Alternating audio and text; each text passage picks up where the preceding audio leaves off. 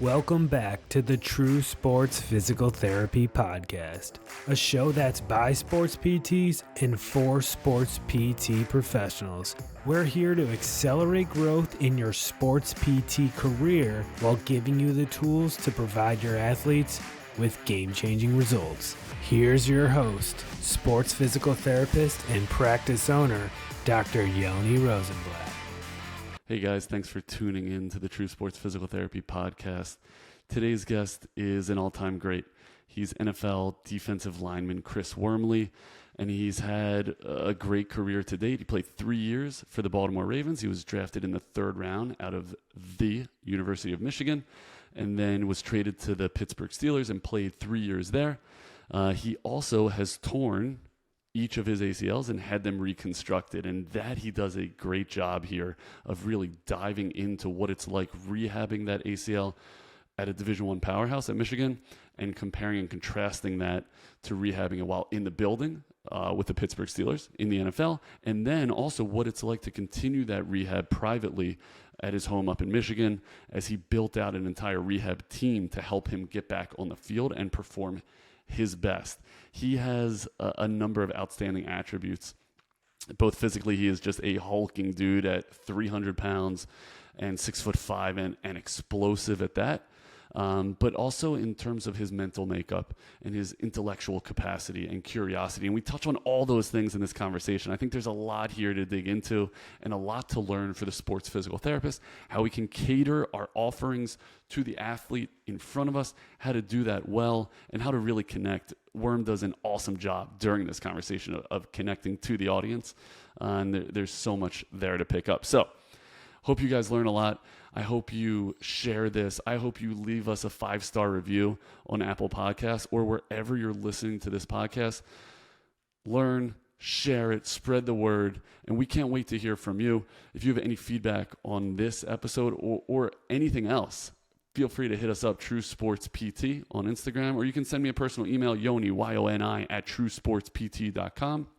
That's where we get a tremendous amount of the topics that we cover here. That's where we get a tremendous amount of feedback.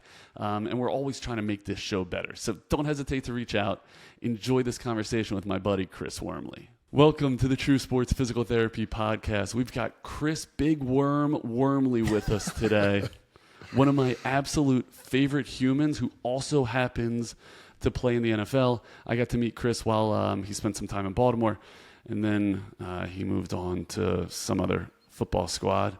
Pittsburgh Steelers. The Pittsburgh Steelers, right. I always forget. In case you forgot, yeah. Yes, I always forget. Quick reminder to everyone listening, today's podcast is brought to you by Clipper City Capital, the absolute best place to put your money and watch it grow. So if you earn any type of income, meaning you're pumping gas in Jersey and you're earning $15 an hour, or you're chasing down quarterbacks and earning way more than that, check out my boys at Clipper City Capital.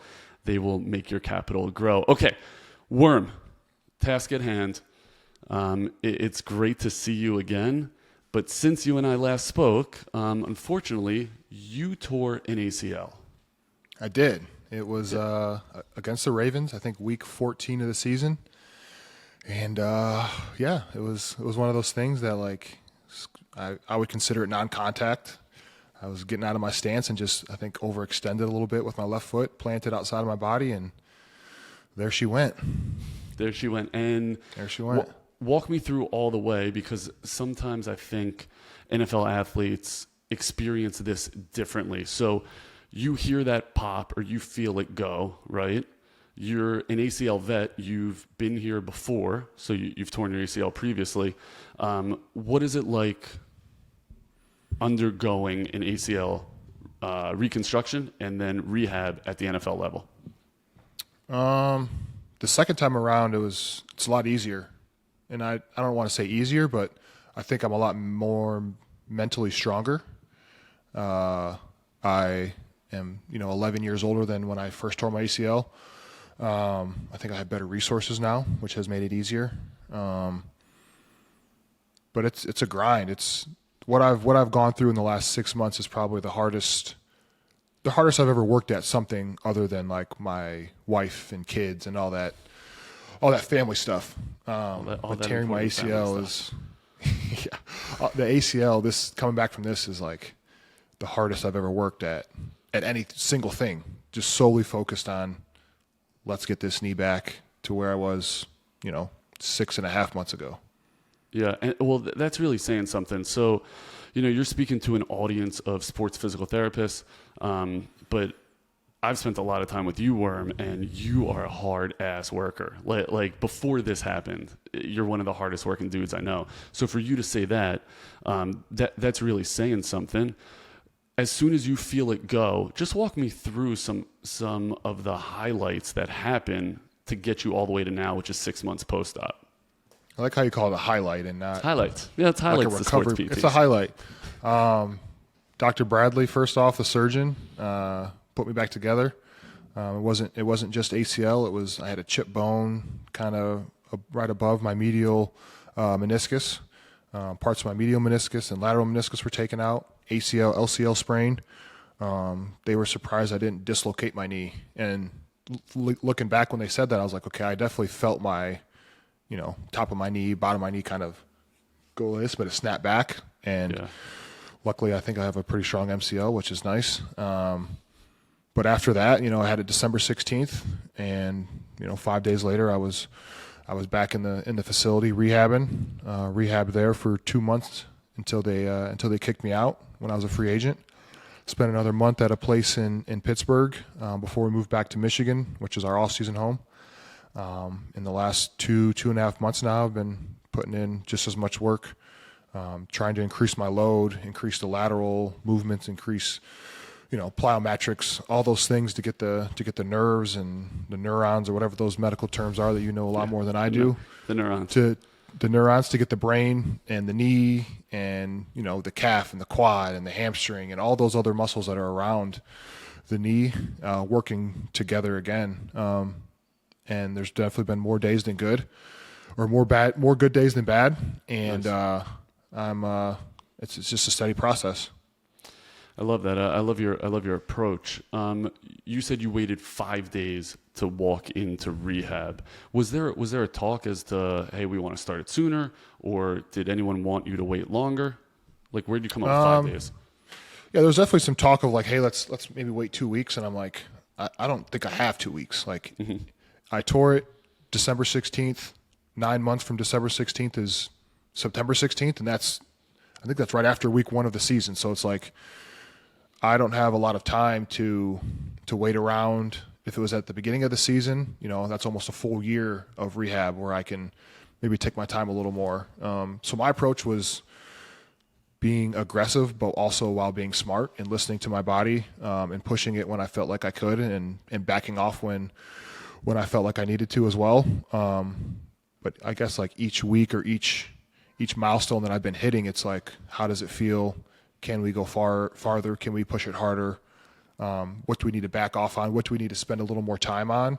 And I think the team that I've built here in Michigan has really been it's been a collaborative effort to get me back to where I am now, and hopefully 3 months from now, rocking and rolling. I love that. I love the way you put, hey, I built myself a team in Michigan, because that's really what it takes. It's what you hopefully would have had should you have stayed in-house with the Steelers.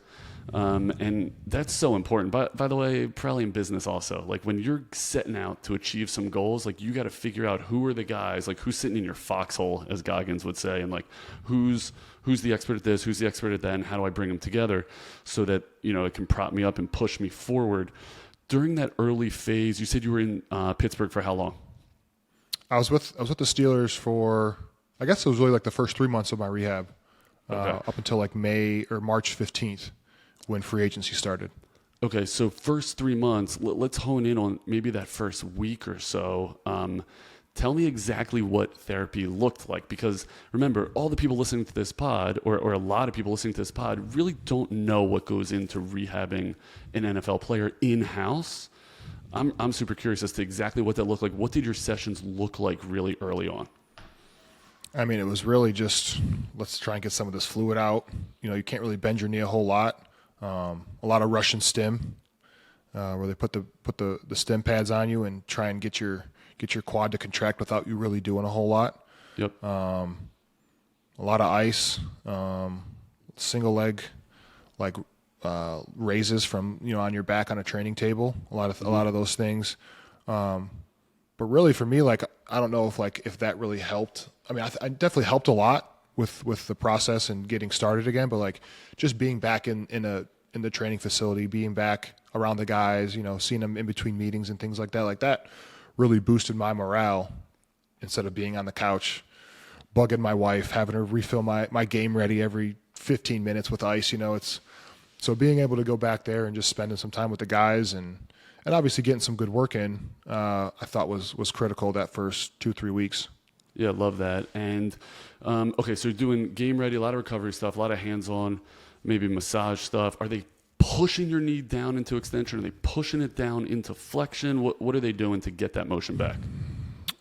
One of your favorites, the prone hang. I love the prone hang. A lot of prone hangs, a lot of face up with foremolar underneath the heel, just letting it sit, putting a little weight on it, a little bit of weight on the knee. I like that better. Letting it hang. And that was tough. I remember you texting me like, have you gotten to an hour yet? And I'm like, I haven't even gotten to like 10 minutes yet. Like 10 minutes was, I'm not doing anything. It's not like I'm exerting effort. It just is painful. And I think a lot of people that don't get to go to rehab for 5 days a week, that don't get, the knowledge of, real deal PTs, they miss out on that. And I think that's where a lot of people, overcompensate, don't get to full flexion, don't get to full extension. Yep. And it either prolongs their rehab or they have to go back and fix things and clear out scar tissue and all these other hosts of things that really can hinder your recovery. I love it. I think I hear there's no way that's Maeve running around in the back. Yeah, I think Spade dropped something upstairs, and I'm a little scared to ask what it was. I think you're smart. You're smart. Let's keep you focused while I got you. Yeah. So okay. So those things should show up kind of anywhere you're doing good rehab. Like I have not shut up since I started this podcast about getting terminal knee extension post-op ACL. That's why I texted you immediately to make sure that they're hounding you on that. Now, you tore was it the same knee that you tore in college or the other one? Different one. Okay. You only got two. So it's the other one. The left this time, right was, 11 years ago. Okay. So how did this differ as a Steeler versus when you were with the Michigan Wolverines? You tore it then? Yeah. Freshman, 2 weeks into fall camp.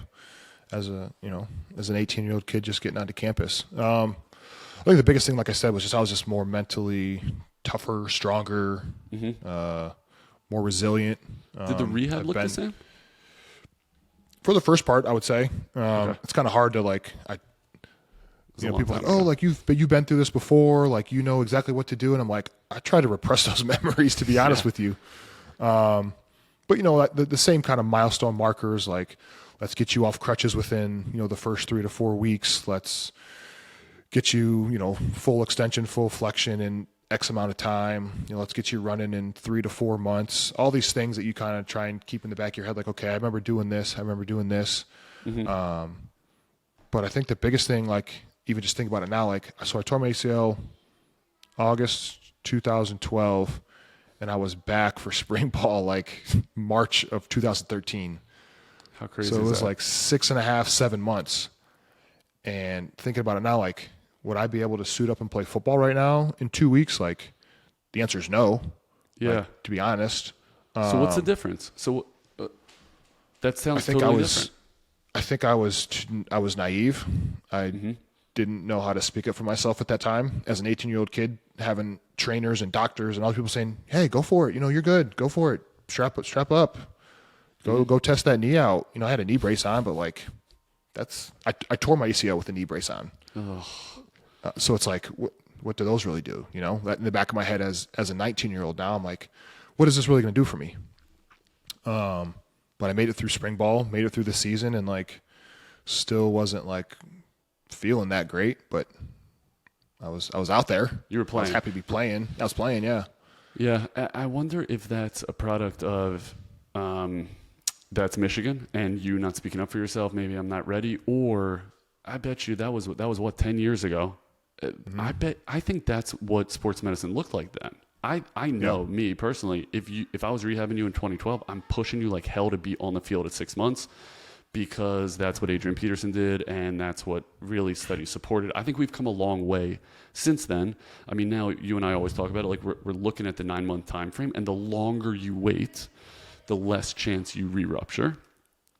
So like having that in mind, both grafts were patellar tendon, is that right? Yes. Yep. Okay, so any issues with the graft site? Have you had any anterior knee pain?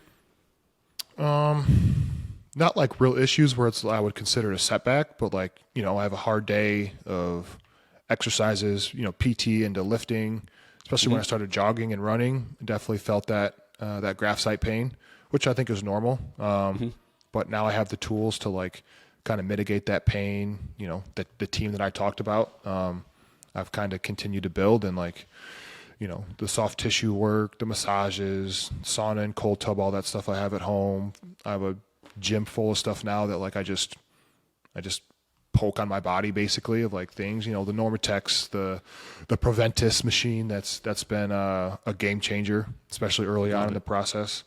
So I have all these tools that I can kind of pull from and try and mitigate that pain or that swelling and get back faster. This ain't college worm. That's what I'm hearing. You got all these tools. You got all these toys. You just got more at your disposal. That should definitely help you. Lesson there is, by the way, you mentioned Preventus. I work with a ton of college athletes that looked like college worm with a similar type of bank account, although I bet you their bank account is bigger than yours was with this NIL stuff. Must be nice. Must be nice. Freaking nice. But if you have a good team, they can figure out, okay, what will insurance cover? Will they cover something like a Preventus or a Game Ready? Will they cover all types of interventions? I think a lot of times that's lost on the athlete. It shouldn't be lost on the sports PT that's working with those athletes to get your patients the absolute best. It doesn't have to necessarily cost an arm and a leg. Are you doing any exercise intervention for that anterior knee pain? You doing any knees over toes, stuff like that? They talking to you about that? A lot of knees over toes stuff. Backward sled like walks are like a daily thing at the gym. But as far like I'll just say, hey, I got this graft site pain. They do 2 or 3 exercises, or we spend a little more time on the soft tissue. I have this fascia guy that has been great. His name's Tim Adams. Timmy. And he's been great. I see him like every other week, and he's really been not just my knee, but like the rest of my body. He's been able to kind of work and get it to where it needs to be. So like I said, just this team that I continuously build. I think it's what it takes to stay in the NFL. I mean, if I didn't play football right now, like I would tell you I'm healthy. Like I could go golf right now. I could swim. I could jump. I can run straight. It's like all these things, if I wasn't playing football, would be the norm, and I'd be cleared. But I also know in the back of my head, like I'm a football player, and I play defensive line with 200-300-pound men pushing on me every single play, and that looks a little different than just being, the dad who can play on the ground with his kids and play soccer and stuff, in the backyard. Yeah. What are you tracking? How are you tracking your progress as you move through this? How do you know when you're ready to move on? I'm a big like feel guy. Like, how do I feel? And that can change daily. We ramp things up and see how I respond the next day. But just like those normal milestones, those markers that we've talked about. You using my any day-to-day, technology? You using I have like force plate stuff? Oh yeah. Okay. Oura Awesome. Ring. That's been great. As far as like tracking my sleep, calories burned, all that stuff for the activity. My overall healthy score, HRV, has been really cool to see. Like right after surgery, how terrible that number was compared to where it is now. Is really, really cool to see. And like I can feel it. And most of the time I can wake up and be like, okay, I am either recovered or not recovered, or I'm a little more sore than usual. And this Oura ring just kind of helps me, it just confirms what I'm feeling that day usually. Like I have a pretty good sense of how my body's feeling, and this just kind of confirms things. What about force plates. Okay, so your PT's got force plates. Stuff. That's awesome. Did the Steelers use any of that in-house while you were with them first 3 months? No. And the force plates are at the place that I work out in. So go and do PT and then go over and work out. But we'll do a lot of different force plate things, whether it's single leg jumps, single leg landings, double leg landings. I've put them under my feet for like squats, like when I do back squats, just to see what that compensation looks like as far as left leg, right leg, how much, and it gives you a percentage, which has been really helpful. Because you might think that you're even when you're going down in a squat, but as soon as, your left leg is working hard, but it could be working harder. It could be put in a better position. Your hips could be turned a little different. It'll show you. Your knee could be valgused. That's a good word. Good, dude. I've been hearing a lot lately. A lot of brains over there, Worm. I try, man. Yeah, you're doing great. It's crazy that you got on the field at 6 months at Michigan. Were you doing any of this, any of that force plate stuff then? I don't think so. Like it's crazy. How like I said, I tried to repress a lot of those memories, but also like I don't think it was just like let's just see what you can do, and then here you are for spring ball. Go play. Yeah, that's wild. Okay, so I love getting into what athletes think of PTs because obviously you're the consumer. You're always right. And I love hearing from you guys what it is that you think matters during the rehab process so we can educate the sports PTs, the masses of sports PTs. What do you think makes the ideal sports PT session for you? What can the PT do to provide a great session? I think, I don't know if this is going to answer the question or not, but I think for me, like I know how to get like my quads bigger and my glutes bigger and my hamstrings and calves and all that stuff. But like for me, it's like those fine motor muscles, the ones that like you don't work on a day-to-day basis, that when you tear an ACL, they really come into play. As far as like your control and how well you can like decel and accelerate. So all of those things, I think, especially when it's like a strength day, that comes into play. Like, okay, like I know my quads like firing, I know my glutes like activated, but like, what about like the smaller glute muscles, the smaller muscles in and around my knee, the back of my knee, all those things, play a huge role that I think not a lot of people, realize.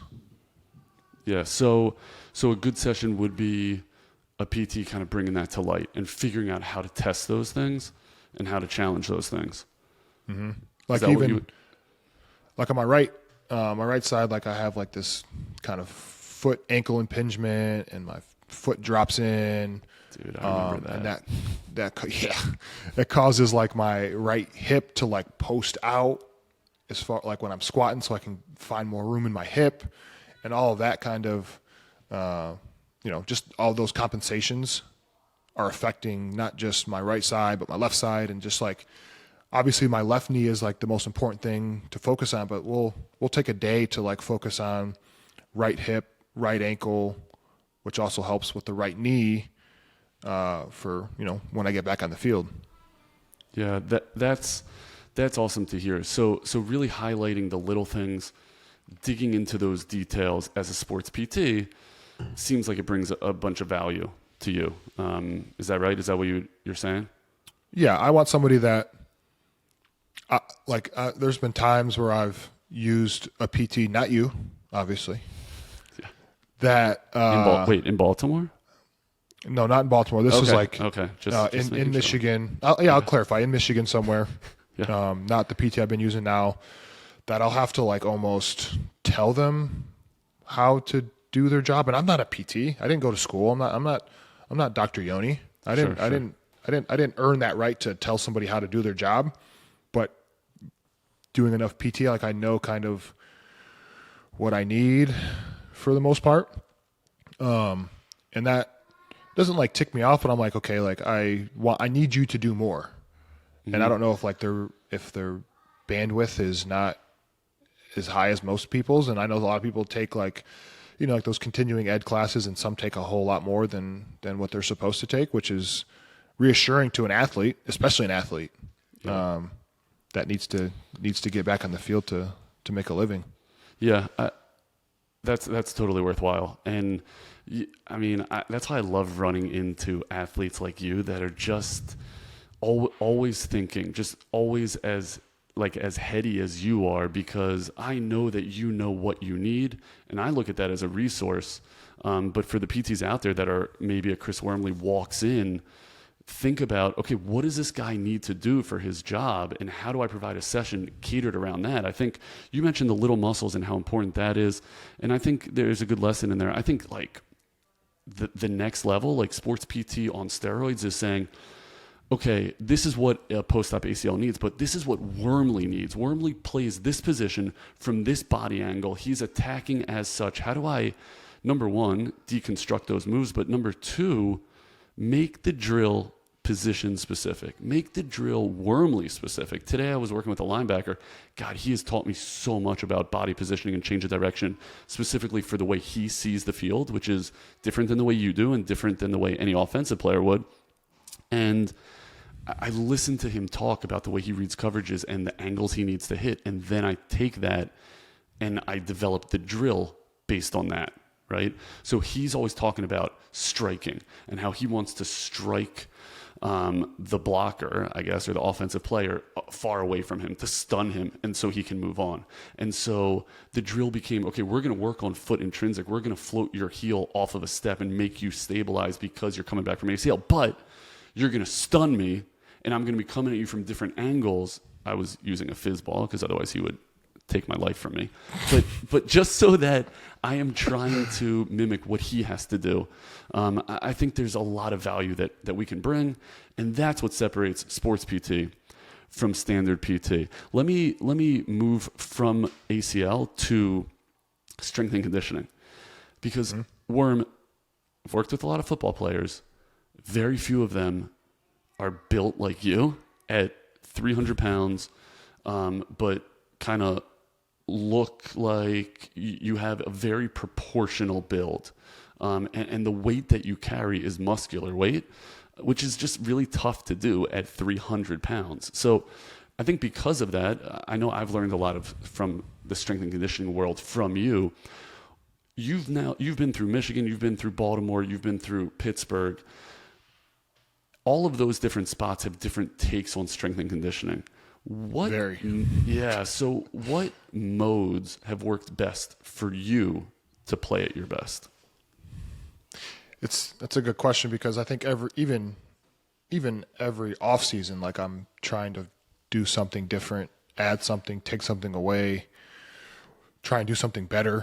But I think for me, it changes too. Like at the beginning of the off season, like I'm just trying to feel good again. So like, what does that look like? It's a lot of like higher reps, less weight, a lot of mobility.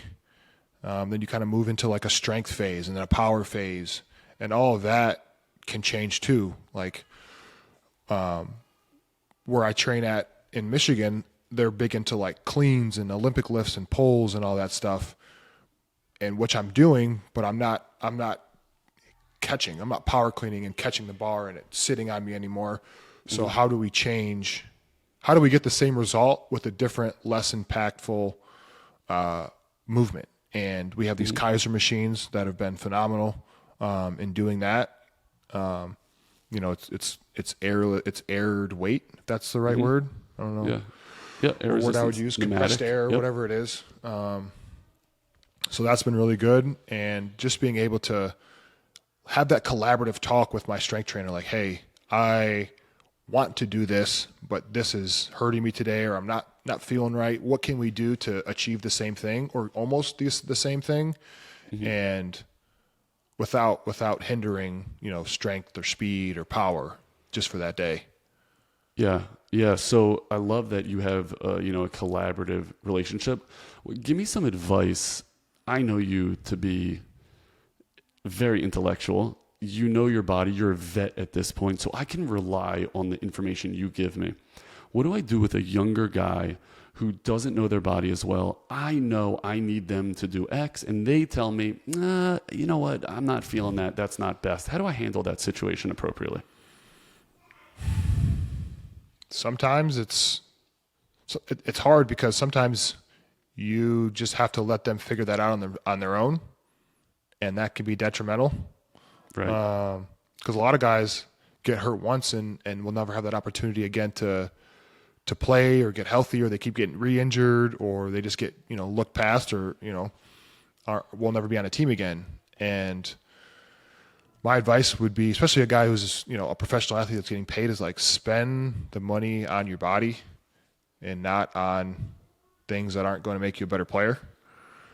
And eventually you'll be able to spend your money on those things, whether it's the trips or the cars or the chains or the nightlife, all those things that, I'd love to have, a Lamborghini, or, those nice looking diamond chains. I think I'd look nice with one of those, but I would pay to see you fit into a Lamborghini. You don't want a Lamborghini. I really don't. But to think like, okay, I'm going to spend X amount of dollars a year on my body versus all those other things I just talked about. I think it took me even a couple of years to figure that out. And each year I find myself spending more money on my body. I find myself finding better ways, more cutting edge things that sometimes you just don't normally, you wouldn't normally think of doing. But as this body continues to break down, I got to continue to find ways to keep up with the young guys that are coming in. I'm almost 30, which is old for a defensive lineman in the league, especially when these guys are coming in at 21, 22. So the money that I put into my body, I hopefully is paying off these next 4 to 5 years. Yeah, and listening to the way you've attacked this rehab, obviously it comes with a certain amount of grit, but also this high level of curiosity. And you are one of the more curious individuals that I've had the pleasure of working with, and I think that's why our sessions constantly ran overtime. It made me even later for the next patient than I was for you. Yep. Where does that intellectual curiosity come from? I just like knowing things and learning things. I don't know, maybe watching Jeopardy as a kid. But my wife was always like, she'll ask a question and like and she won't expect me to know the answer, and I just somehow know it. Like, I don't know. I have a lot of maybe it's just useless information that's stored in my head. It's a I don't big know. I just head. have like there's this, a lot of information in that head. Yeah. But I don't know. I've always tried to not just be put into a box or to fit a certain mold. And a lot of times you see, I don't know, a big half black guy, you automatically think like athlete or whatever the mold someone tries to put me in. I'm like, I'm going to try and surprise you or make you rethink what you thought of me. So maybe that's a little bit of it, is trying to like prove people either wrong or prove somebody that I'm not just like this athlete. Worm, do you remember the first time I met you and how you surprised me? First time I met you. First of all, go ahead. Yeah, first time you met me. What's the clinic? Woodbridge, Woodbury. Very good. Woodbine. Woodbine. There we go. So you did an awesome job of surprising me on that visit, because I squeeze you in, you come in, it's Friday, and I'm like, I'm sorry, like this. Usually the sessions will be longer. This session's going to be abbreviated because it's crazy. Like, I have to run home because the sun is setting. I know that sounds crazy. And you, Worm, at 6'5", 300 pounds, half black, as you said, you're like, oh yeah, for Shabbat, right? I'm like, Worm. No, I'm like, Mr. Wormley. How did you know that? And then you went on to tell me, well, I spent time in Israel, and I know this, and I know that, and it's really impressive. You also, when you talk about your curiosity, I think it was you, it might have been Burton, who came in with a list of questions about the What was the name of there was like a Jewish Netflix TV? there was a Netflix show, and it was like the ultra Orthodox Jews, and I spent 3 weeks in Israel and learned a bunch, and obviously getting to know you over those last like 2 years before that Netflix series came out, I learned a lot, but there were still some things that like I didn't know if they were just trying to embellish things or what, but like I just had some questions. A list, which was, I believe, typed out in 11 It was my notes. Oh, it was in your notes. So I had to. It was in my notes, so I had to. As I was watching it, the series, I would write the questions down, and once I felt like I had a good enough selection, I presented them to you.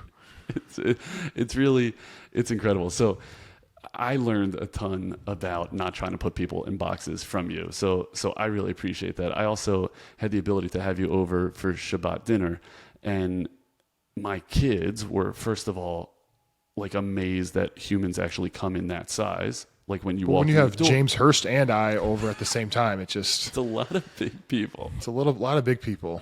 A lot of big people. So, but when you came in, their take on you was not he's so big. Yes, they said that at first, but it was like, he's so nice. And I think that's really true about you, because I've seen you interact with my staff. I've seen you interact with other PTs and other players. You're super nice and you're super humble. Now, 6'5", 300 pounds, you've earned a little bit of money in your life. People recognize that your feet, because you got a size 27 foot, and you have a distinctive voice. The point is you stick out. How do you stay nice and humble? That was a lot of ass kissing, Worm. No, thank you. I'll take that. And I'll give you a humble answer.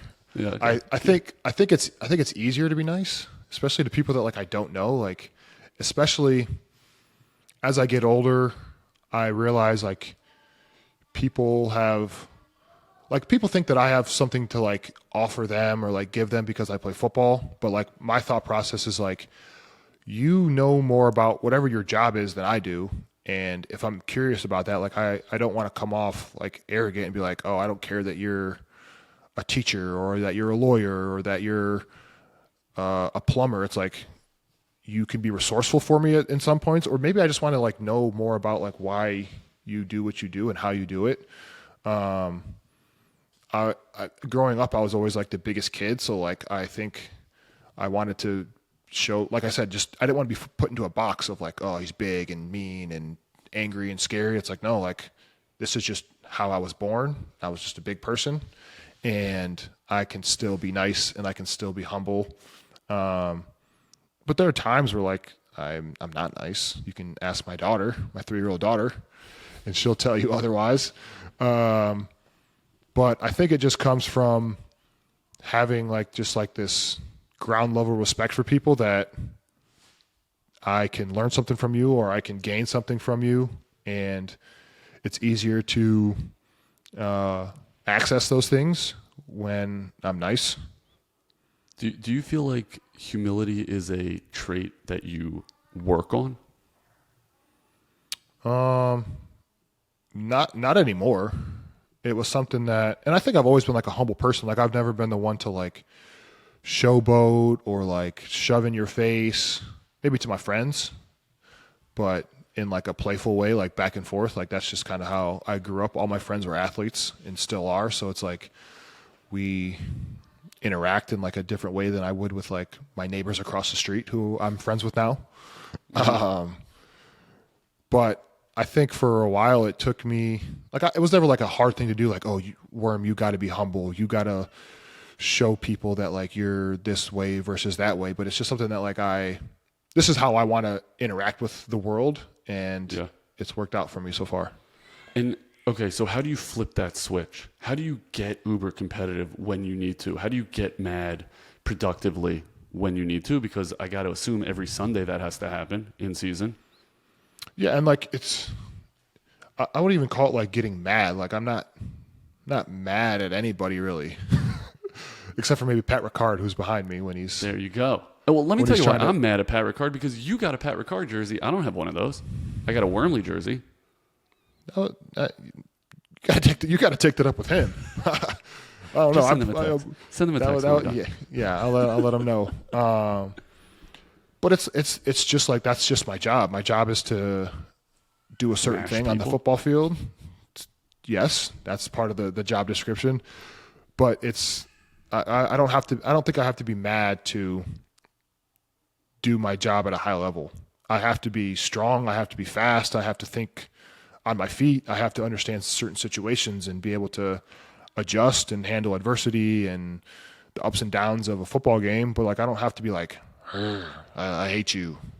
Because like a lot of people, like I know, like a lot of the, whether I've trained with them before or I've played against them, twice a year for 6 years, like I have with some Bengals and Browns players, it doesn't have to be like an angry thing. It can be like a competitive, like aggressive thing. I would say I could be aggressive, but I'm not like mad at anybody or like trying to like hurt somebody.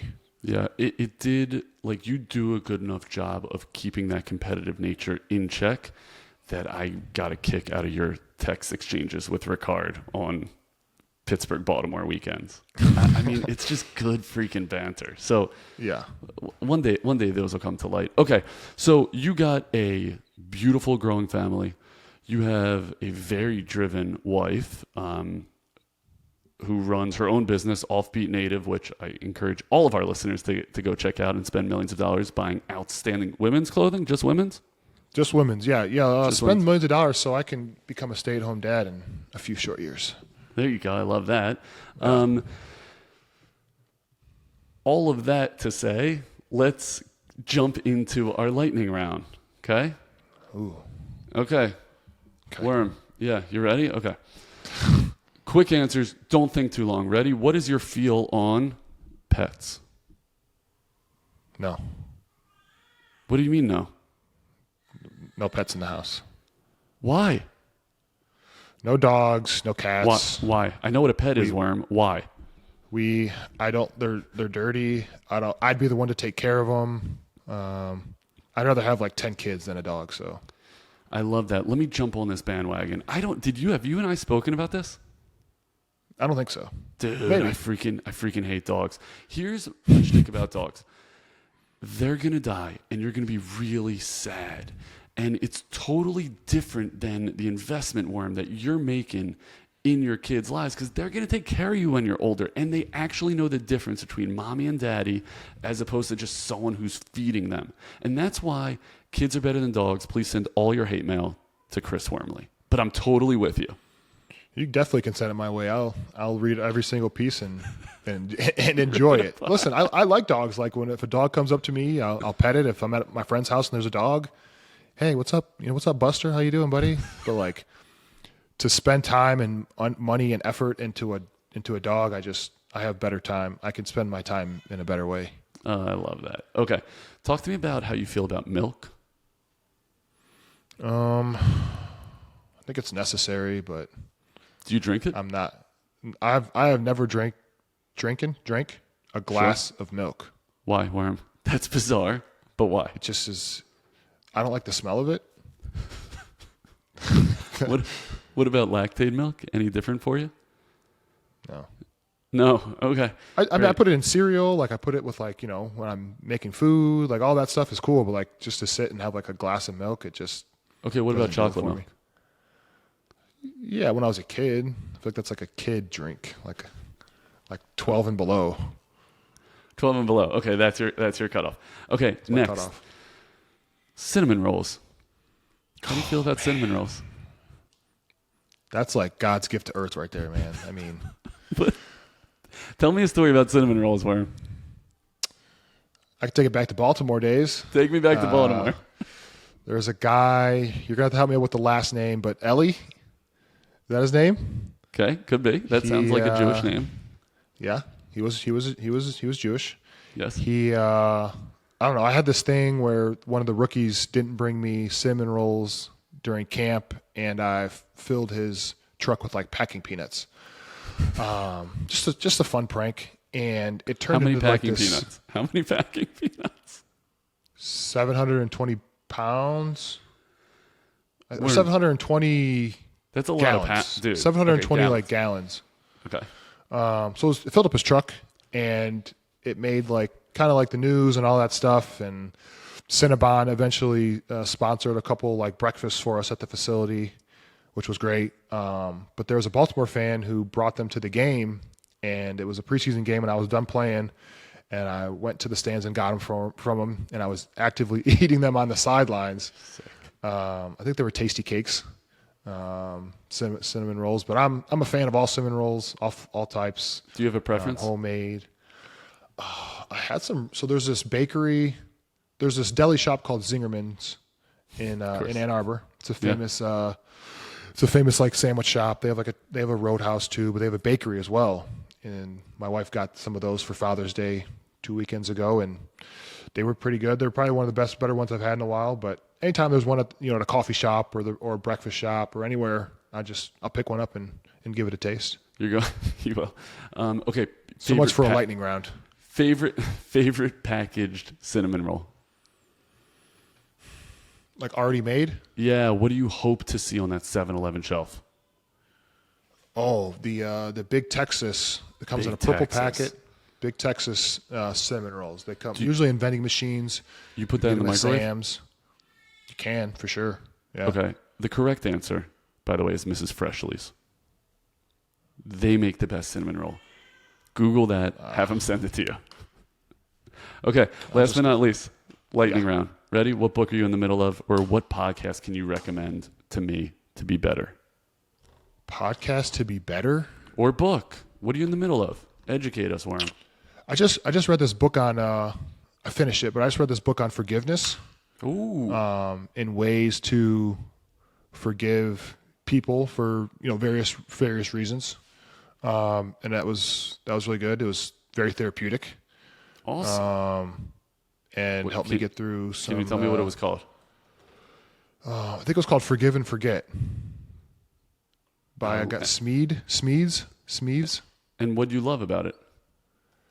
It just helped me think through how to forgive somebody, why that person did what they did, and not just it there's just a lot of gray area in forgiveness and trauma and why people do certain things to you.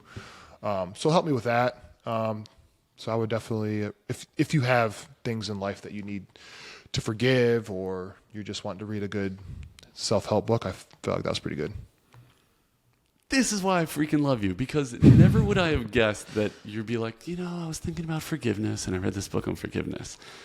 So you really have proven today, Worm, you cannot put Big Worm in a box. Thank you. You're welcome. Parting words for the sports PTs across all of America. What do you got, Worm? Like the athletes that you treat, I would say continue to learn, continue to be open, and continue to work, because at least that's what I do. Yeah, you do, and you lead by example. You've been awesome to have on the pod. I can't wait to get you and Ricard back so I can see that other side of Chris Wormley, because it's probably terrifying. I don't know if we did a pod together. I don't know how much we would get out of it. Like on this one, I feel like your listeners would just turn off and be like, okay, we're these two meatheads in a PT are trying to have a debate or a discussion. So, but I would love to have I think that would be awesome. We'll see if we can make that happen. Where can we find you? Because you got your own pod. You got a whole bunch of stuff going on. Tell me about you. So I had a podcast with the Steelers, these two Steelers, these Yinzers, as we like to call them in Pittsburgh. But that was the last 2 seasons. We haven't done. We just did episodes during the season. You can find me on Instagram. I think I'm big_worm43. Twitter, more so just retweets. But yeah, you find me on Instagram usually or Twitter. I do love your reposts on Instagram. You got a good repost game, dude. I try and keep it light. You do a good job of it. You do a good job of it. You've taught me a ton. I know you've just taught my audience a ton. Thanks for all you do. Thanks for being just a great dude and a good friend. It's awesome to catch up with you. I can't wait to do it again. And to everyone listening, thanks so much for tuning in. We'll see you next time.